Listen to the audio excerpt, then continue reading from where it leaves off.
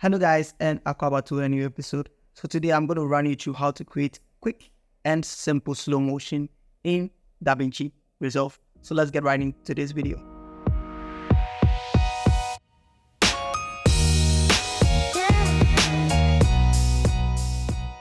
Alright, so you can see my DaVinci Resolve opened here, and I've already added in some few clips up here, as you can see, and I've already brought them into my timeline by creating a simple sequence. So let me play the sequence so we see what we have here and what we are going to work with today. So let me play the video.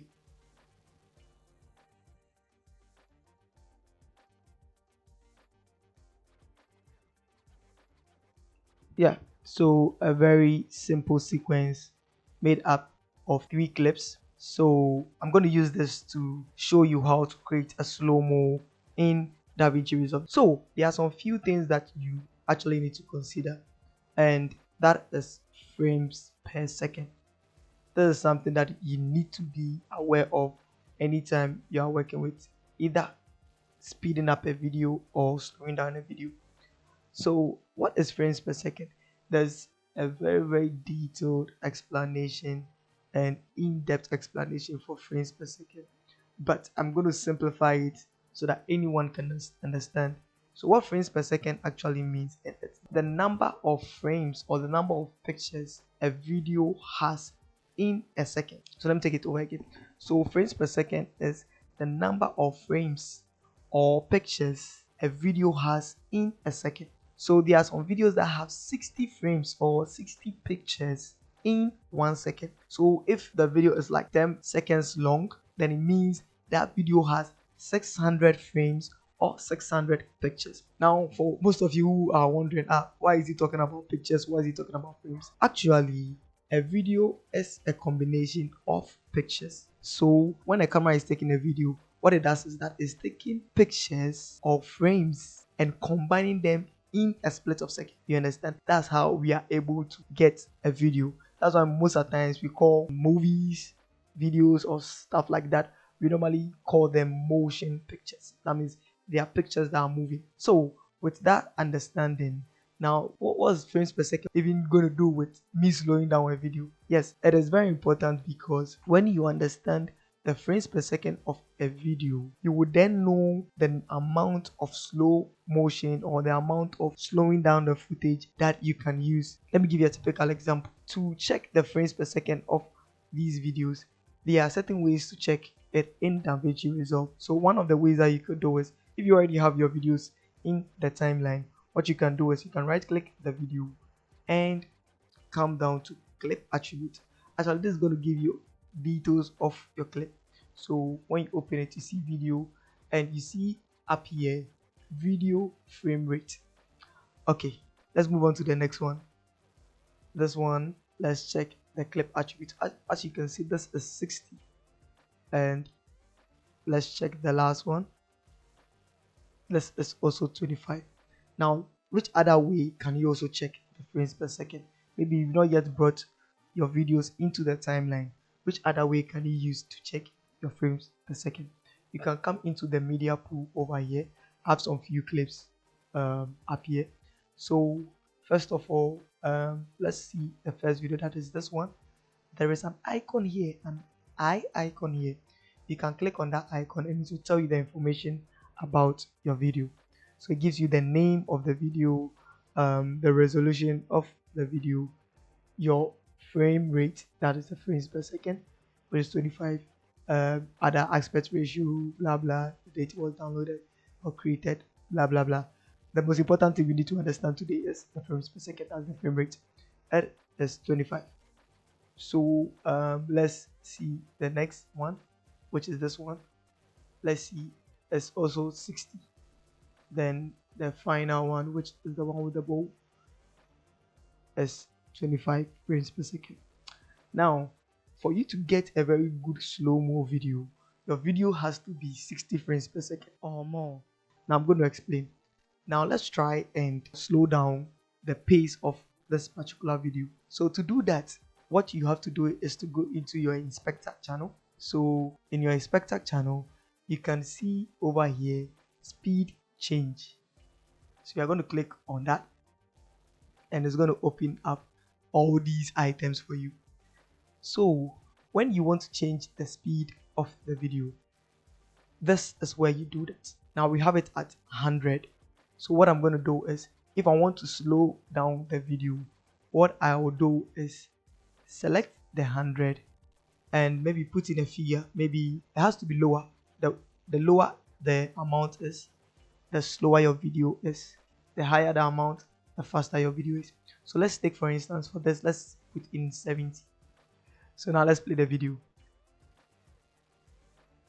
Now you can see that your video has slowed down, but you can notice one thing: the video has now become choppy, like it's breaking a little bit.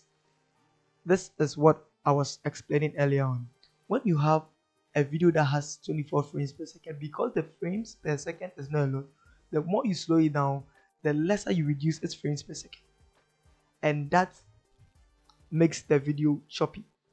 So to get a very smooth slow motion video, you actually need to make sure your video is shot at 60 frames per second, or you don't go below 70. So maybe to slow this video down a little bit so it doesn't feel choppy, you can maybe do it 90. Maybe just want to slow it down a little bit, so you can just do it 90, and with this you are not going to get a choppy video. You're going to get a very smooth video. Okay. Alright, so now let me try it with the second video, which is 60 frames per second, as we identified here. 60 frames. So the frame rate of this video is 60. So when I play this video, let's see how the video looks now. Okay, so that's a very short video, but let's try and slow it down. So let's come to the speed of that particular video, and let's say 60. Now let's play back that same video. Now you can see the video has slowed down, as you can see, giving you a very nice effect. So because this was a 60 frames per second, as you can see, the video is not choppy, it's smooth, because you are working with a lot of frames. And so one other thing I would want to explain here is that now when I play this video, look at where the video ended. We can see the strawberry going down almost out of frame at the last frame. Let's see our last frame. You can see it going out of frame. Now when I reduce the speed to 60%, I reduce the speed by 60%. As you can see, the video length has been shortened down. Now if you don't want that, if you want to still maintain the same coverage that you have, you want to still see the strawberry hitting the bottom of the frame, what you do is, let's undo this. What you do is, you will come to this ripple timeline. So what this does is that when you slow mo down the video and it stretches out, it's going to stretch out and add it up to the video.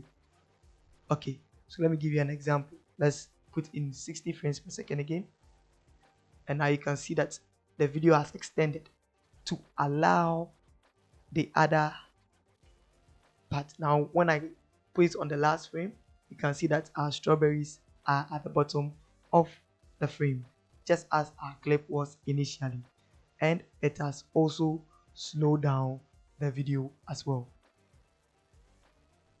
Okay, so there's one thing that DaVinci has a very nice feature that helps a lot. Now I'm going to use this second video to explain that. I'm sorry, this last video to explain that. This video is also 24 frames per second, 25 frames per second. When I try and change the speed of this video to, let's say, 70, and play back this video, let's see how this video looks like. It looks very choppy, right? So what you can do to actually get around this in DaVinci Resolve is to use this feature. You can come down to retime and scaling. Now, when you come to retiming, can you go to retime process, then select optical flow. So what this does is that it adds some frames into the gap that has been created by reducing the speed.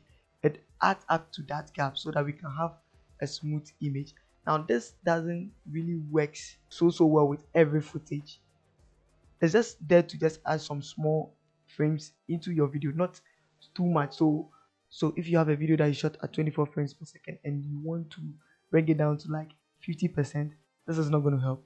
This normally helps around the 75 upwards, 80 upwards, and it kinds of filling the empty space. So let's play this video back and let's see how it looks like. Now you can see it's less choppy, so it has added in a little bit of frames, so you can get around with this. Maybe you shot your video in 24 frames per second or 30 frames per second, and you want to kind of slow it down a little bit just to give you some effect or some taste into your video. You can use this feature to kind of stir yourself around, slowing down the video. So as you can see, even though it was choppy at first, by just changing the real time process to optical flow, it has smoothened out the video, added in a little bit of frames and giving us a very nice slow-mo. So guys, that is how to create a simple slow motion in DaVinci Resolve. I hope you found this video interesting. If you found this video interesting, please don't forget to subscribe and click on the notification bell so you don't miss my next video.